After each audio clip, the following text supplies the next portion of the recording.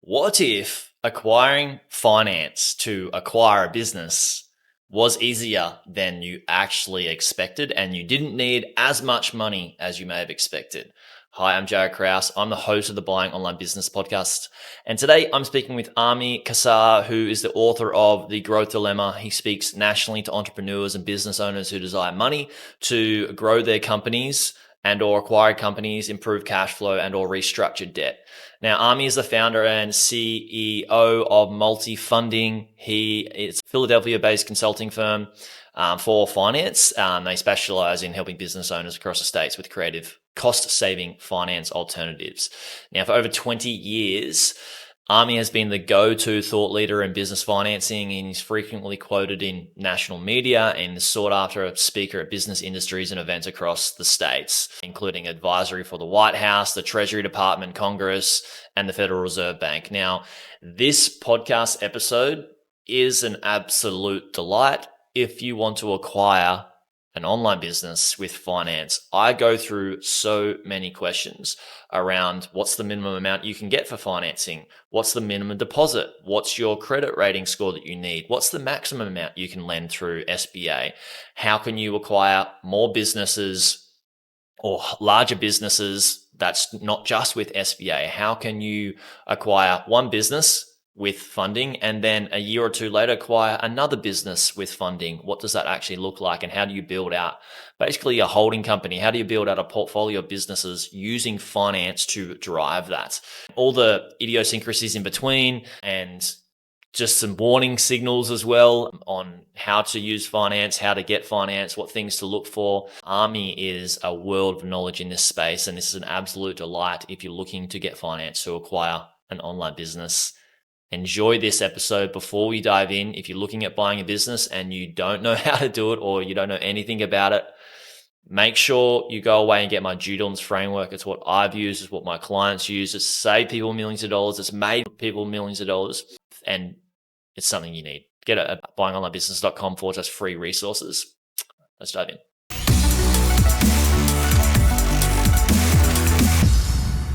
Hello, Ami, and welcome to the Buying Online Businesses podcast. Hi, Jaryd. Thanks for having me. So you've been in finance for many, many years now. I help people acquire online businesses, and I want to talk about online businesses versus offline businesses and lending soon. But how does your average Joe, say somebody that's got just a regular wage, go and get financing to acquire a business? What are some of the things they need? So, first of all, Jaryd, I'm really speaking more from a US-based perspective. I'm not quite sure where. I think your customers are all over the world, or your listeners are all over the world. So I think it's important to understand that I don't have experience helping people buy businesses in other countries. And so it might be a little bit different, although I think a lot of the principles apply. But when you're going to go buy a business or ask someone to lend you money to buy a business, while there are some unique things about, say, an online business, generally the principles apply. And what I always advise people to do is think about if someone were coming to you to ask you to borrow money. They're going to want to see the financials of the business that you're buying and the tax returns from the business that you're buying for the last couple of years. And they're going to want to check on them, and they're going to want to feel comfortable that based on the cash flow of that business, you can pay them back. And while where we do 99% of our financing is with the SBA, the Small Business Administration loans, while they can be a real pain in the butt oftentimes, actually the borrower should realize that all the annoying things is there to protect them and to protect the lender.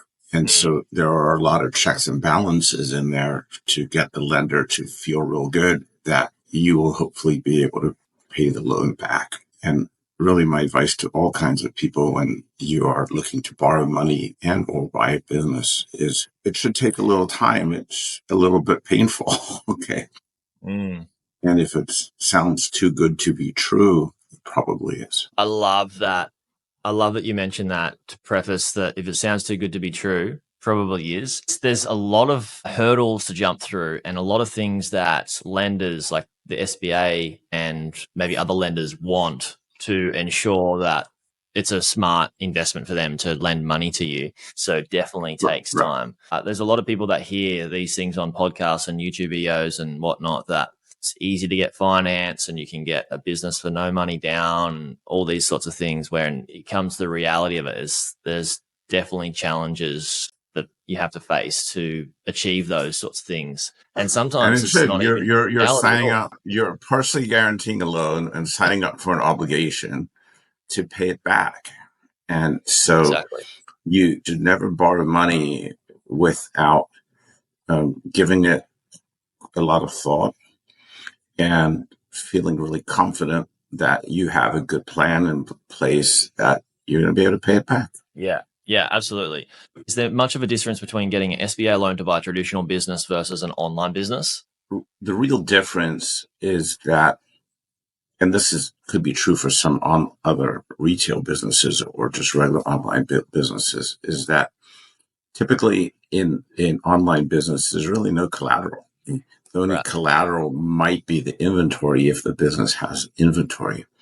And so really it is a heavily cash flow airball type transaction, which means that the SBA is particularly a good outlet for it. And for some people who don't really understand the SBA, it is Small Business Administration loans. The government does not make the loans directly, but they provide a guarantee to encourage some banks and non-bank lenders to participate in it to make riskier loans than they otherwise would. So it is a program to fuel economic growth, but you're not borrowing money from the government. You are borrowing money from the bank.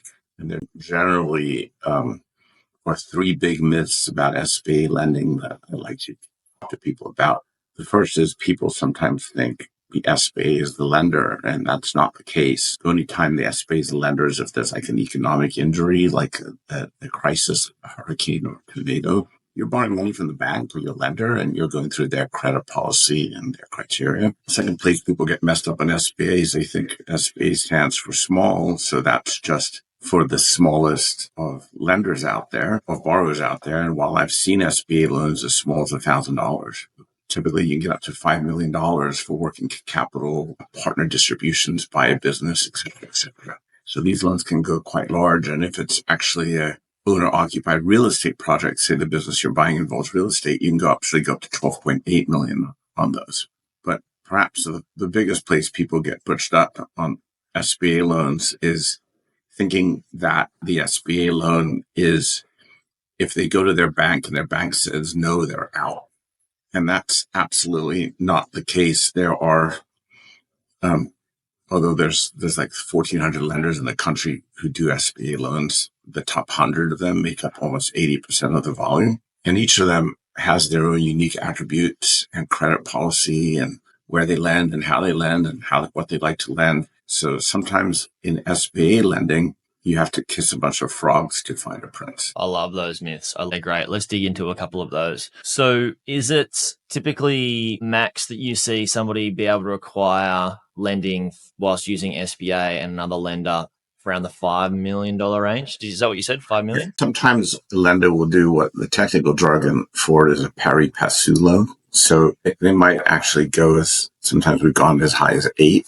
But on that capital stack, the lender will have $5 million of SBA and then a couple $1 million of traditional money on the same thing. And so that's generally how it works. Okay. And are there other lenders that do finance online businesses that's not through SBA?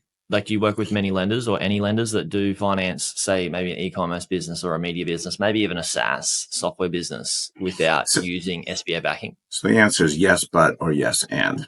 So if it's a very strong, highly profitable business that is going to trade for 10, 15, $20 million, there absolutely are bank lenders or niche lenders who will do those transactions. But if it's where I'm going to suspect a much smaller transaction, there are a lot of lenders out there that are more private lenders that will do these, and they'll make the process seem really enticing and simple and fast and tell you then get you funded in a week or 2 or 3. Mm-hmm. But I always caution everyone on those that while it might seem incredible, also it can be, whenever you take a loan, you really have to concentrate hard on what that monthly payment's going to be. And you have to be really comfortable in your ability to meet it. And so if a private lender says they'll do the loan, but they expect to be paid back in 3 years versus the SBA that's going to want to be paid back in 10 years, your monthly payment is going to be a hell of a lot higher. And so while there are options, we really strongly encourage everyone to look at the SBA first, even though it's longer and more painful. And if you are going to explore one of those more private programs, be really, really clear on the terms and what your monthly payment is and what you can expect. Yeah, absolutely. I can see why like you said before, the SBA giving some backing towards lenders to provide better terms versus going directly from, say, I want to acquire business and I'm a US resident and there's a lender that will give it to me outside of SBA. Those terms are going to be typically not as good as SBA backing, right? Correct. Typically, probably dramatically worse than SBA. What are we talking like dramatically worse? Are we looking at, like you said, 3-year loan term, and what other terms have we got in terms of interest? Well, I don't know the exact terms of those lenders these days because I haven't looked at them in a long time. But what I say to people is if you were to go buy a car and you chose between a 1-year term to pay off the car or a 5-year term to pay off the car, you might say, geez, I just want to get rid of this debt in a year, so I'm just going to pay it off in a year. Well, that's all grand and dandy until at some point, if the world changes on you, and then suddenly you can't afford to make those payments. Sometimes it's even a converse issue that they'll entice you into a quicker payback for a lower interest rate. So people will focus on the lower interest rate. I always advise people focus on the monthly payment and think long and hard about your ability to make that, and realize that while the world might feel great and groovy today, it might not feel that way tomorrow. It's really good advice. When I'm helping somebody buy a business, I'm not looking at the opportunity and how much the business can grow alone. First, we're looking at the level of risk in the business and the stability, and that coupled with understanding what your loan terms are, but most importantly, what your monthly payment is. I think it's a really good piece of advice for people thinking about, is this business stable enough to maintain that without just the growth opportunities alone to be able to pay that monthly repayment for however the loan period is? Yeah, when I teach, I have an image of two football players in practicing ready to kill each other, and one's offense and one's defense. And I encourage people, as you think about constructing your balance sheet, to really think about that. So you want to set yourself up.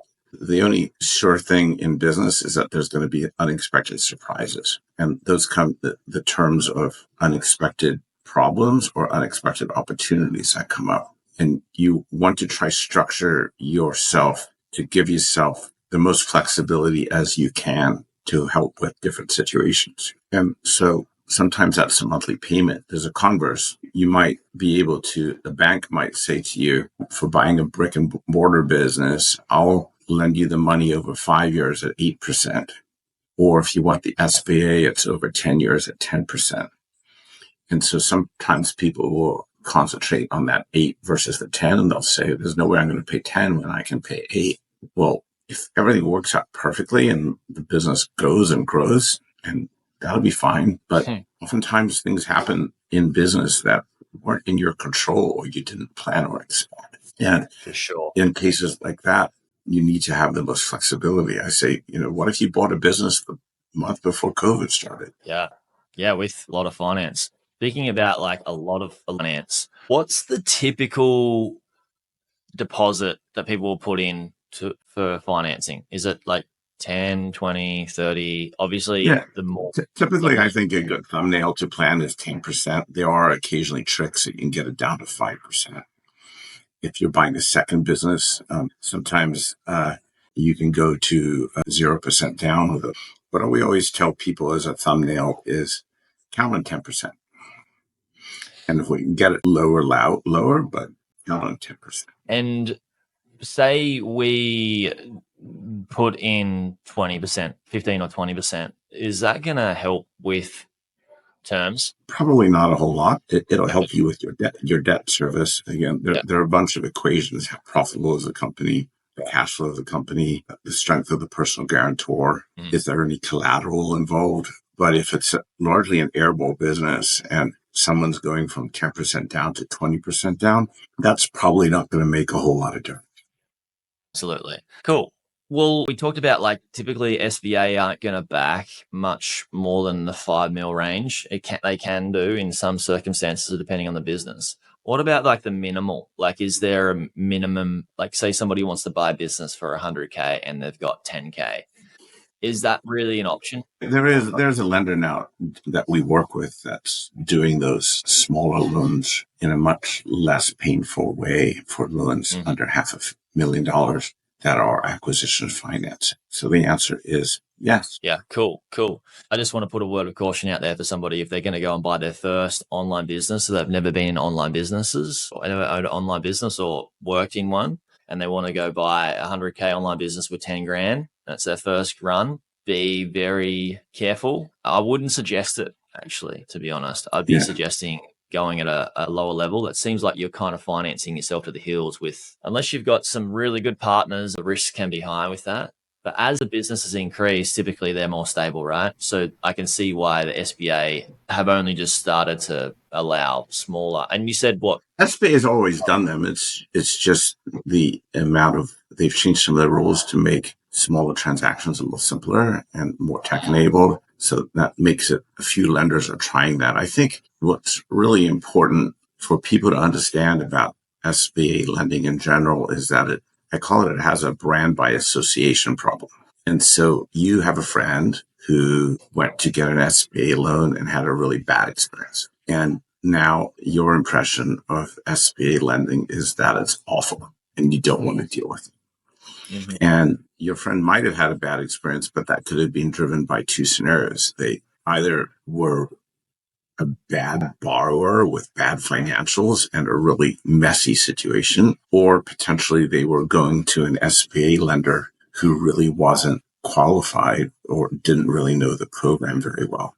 But then, so people come into the SBA through many, many doors, and maybe it'll be interesting for you to understand at least what we do at our company. We help people through the financing process. We financed last year with, I think we did like 96 or 93 transactions, and we did them with 17 different lenders. And so not every lender fits every situation properly. And sometimes lenders come and go. Sometimes lenders are on a hot streak and then they pull out, or vice versa. So these are the types of scenarios that where and how we try to bring value. The other important thing I think for people to know is that in today's age, there's no need for them to physically meet their lender anymore.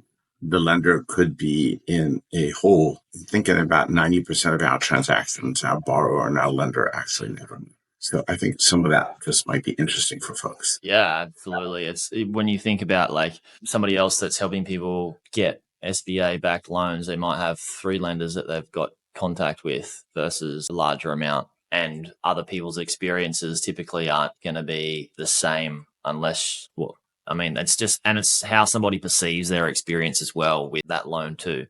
There's so many variables there. Now, so SBA looks at the business that they're providing finance for. They also look at the person as well. What are some of the checks that SBA do or a lender does on the person? Sure. They're going to look at your credit score, your background.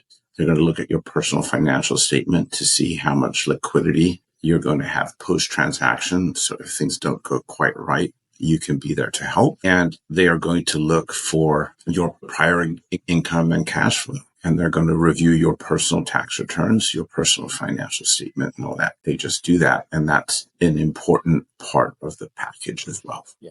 So obviously, the more like sort of savings or capital you have after the loan settles and what your income is, typically it's going to be more favorable for you to get finance, right? 100%. Yeah. Now, say somebody wants to build out buy multiple businesses and they want to build out like a holding company. Would you recommend, I'm not a practicing financial advisor. I think the least amount of debt to start off with, the better, because I believe it can help you get more debt in the future to build out or acquire more companies.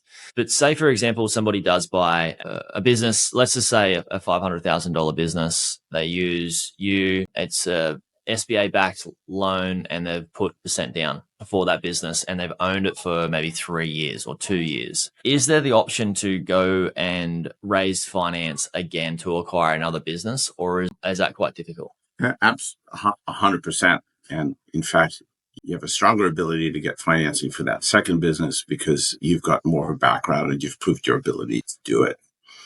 And if that second business is in the same industry, say e-commerce as the first one, that could actually be considered an expansion loan, and you could do that with 0% down. So I strongly couldn't recommend more. Don't borrow more money than you need to do what you want to do at the time. You can absolutely stack up SBA loans as you go, as long as your aggregate borrowing ability doesn't exceed $5 million, with one exception to that. If you buy two businesses in entirely different industries, with the new rules, you can actually get $5 million per industry. So it used to be that the cap was just $5 million in total. Now it's $5 million in industry. Now, if they were two Amazon companies selling a different type of widget, even though it was a different widget, I still think those would be considered the same industry. But if you want to buy a company that manufactured the product, that might be considered a new industry. Cool. And so what's the difference between, like, say, an expansion loan? Because it sounds like, and I would love you to correct me if I'm wrong, it sounds like to acquire the first business, you're kind of getting like an acquisition loan and they're looking at the business and then also your personal income. But for an expansion loan, they can look at 3 things, right? Or more. The business that you've already owned for a number of years, the results you've gotten from that business, your personal income, and then the business that you're looking to acquire again. Am I correct in saying that? And is that why it helps? The expansion loan is a technical term that says if you are buying a business that essentially does exactly what your business today is doing, you can do that with 0% down. They take away that down payment requirement. So that's the only technical part of what an expansion loan is. Your application is certainly stronger if the underwriter can see that this guy has done this before. It's going well. He's owned this for a couple of years. He's performed. He's grown it. And now he wants to do it again. That certainly makes for a better story.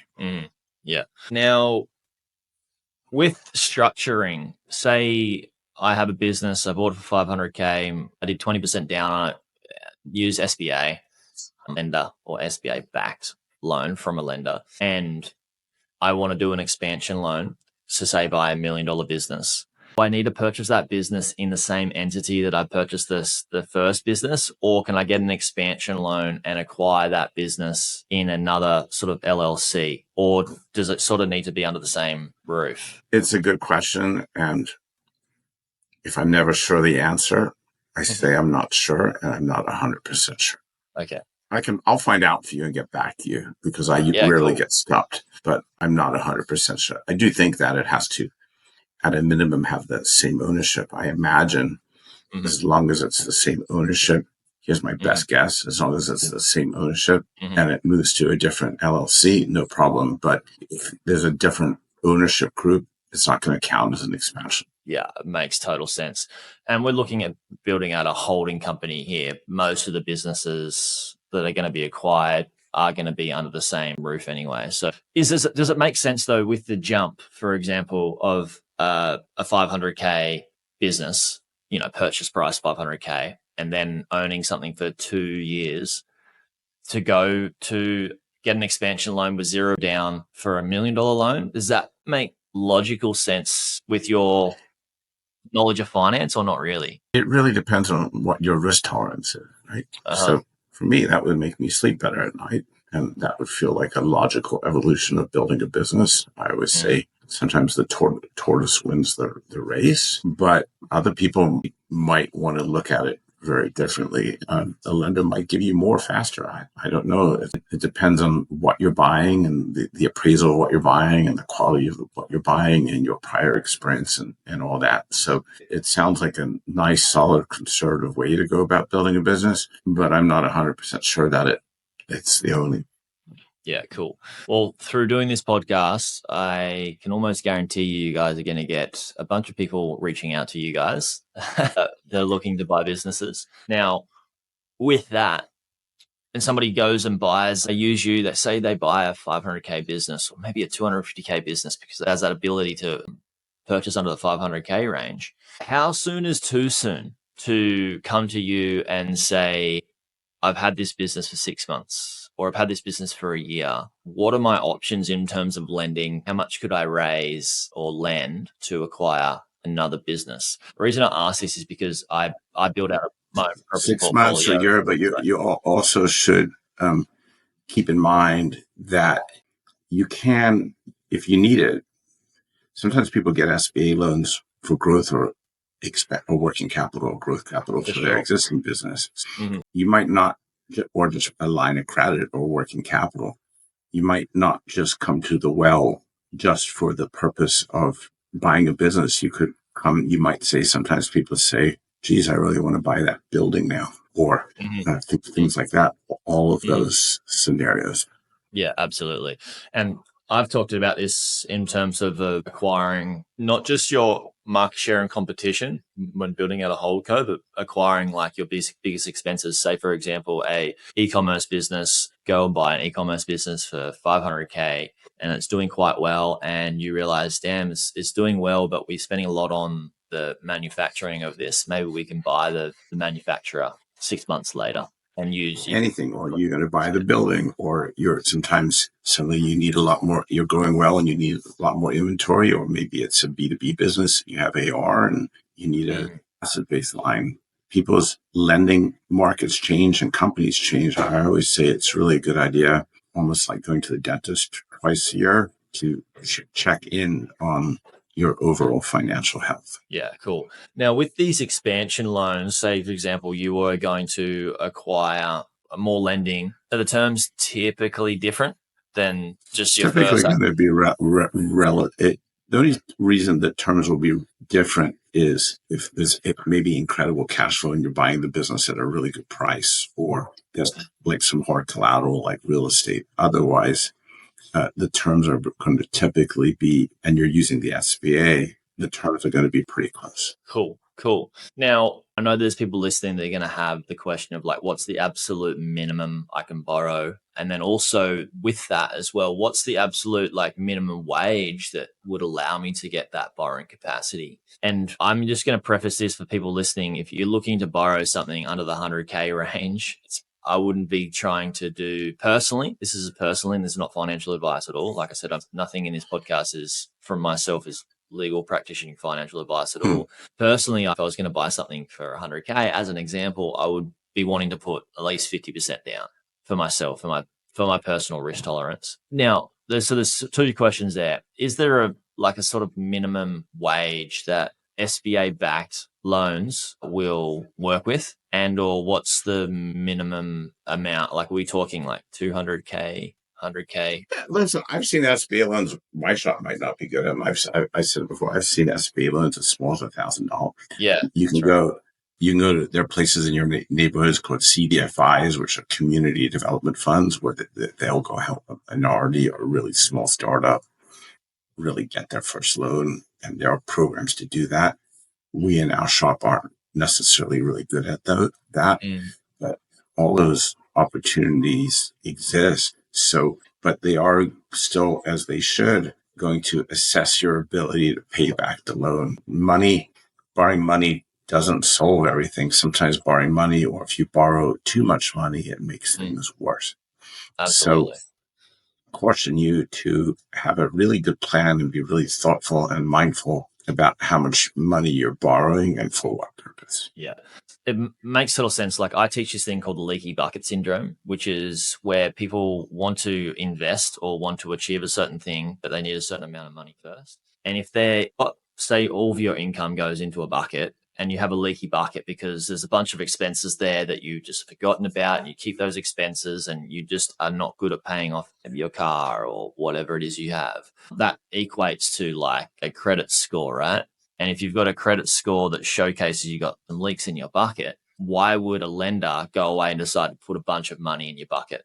It's not going to make financial sense for them, right? So it makes sense to have that leaky bucket healed and fixed and obviously be able to have a decent credit rating. So is there what's the credit rate? Like, is there a credit rating that they will be like not touch, or is there like a, some lenders will take riskier things, but generally a minimum like a 660 or 670 FICO score is really what you want. And I would caution people not to get too carried away with business credit. Sometimes that whole industry is a scam. They'll tell you if you improve your business credit, then you'll be able to borrow money. That's really the case. You've got to have a solid personal credit score. And if you don't, work to clean it up. Right. Now, like say paying down debt, like say somebody gets an SBA-backed loan from a lender and they want to pay down that debt.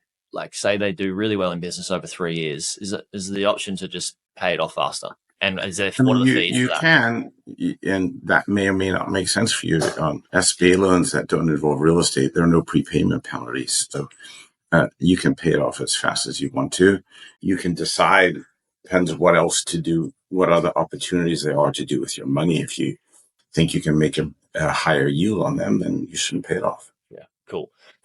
Now we're going from like very like all the way down to like where can you start to get credit? Like you said, the 660 credit rating, and then minimum amount that you could possibly get or is achievable with the SBA.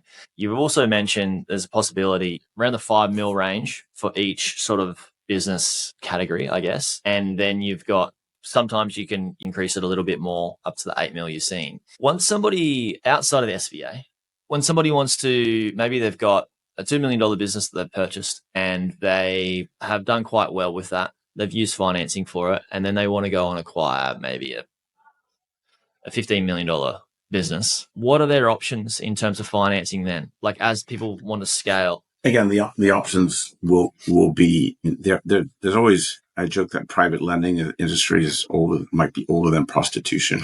There will always be mezz lenders that will be kind of like the alternative lenders on the lower end. But you're going to go to the banks, and banks, if they are feeling that you are doing well and you have proven your ability, they'll keep lending you money. The payback terms probably won't be they are unlikely going to be the 10 years that SBA gives you, but they'll be strong. Pretty strong, yeah. Is there the option? I think there is, right? The option where you say you want to buy something for 15 mil and you go, okay, SBA will give me up to 8. And then SBA will give you 5, and then others will give you, then you can go up to amount. But if you're doing a $7 or $8 million transaction, it probably makes nice sense to use $5 million on SBA and $2 or $3 million of something else. But much more than that, it's unlikely that including the SBA in your capital stack is going to make much sense. You're just going to go to the bank and get conventional financing. Right. Now, there's also a difference between term debt and lines of credit. So if the business has a lot of inventory at that size or potentially AR, then you certainly can consider using a line for that, but you might need that line to operate the business. So always, again, just to go back to the core principle, always pay less attention to the rate and more attention to the monthly payment, realizing that whatever the equilibrium is today, at some points in your journey, it's going to be better. And at some points, it's going to be worse, most likely. And you want to make sure you're equipped for both scenarios. I love that.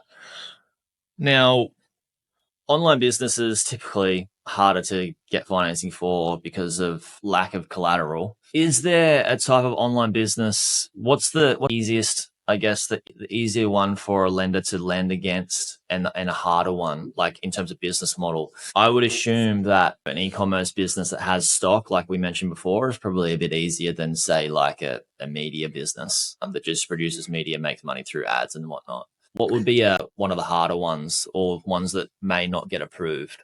Well, I just think, like, say if there's a store that's 100% Amazon backed, right? That then someone might say, well, what happens if Amazon changes their algorithms one day or changes their rules and that business has nothing else? So I don't think it's a type of business versus more a diversification of different channels and how and what are the controls in place to help that lender through that. Oh, that's great. That borrower through that.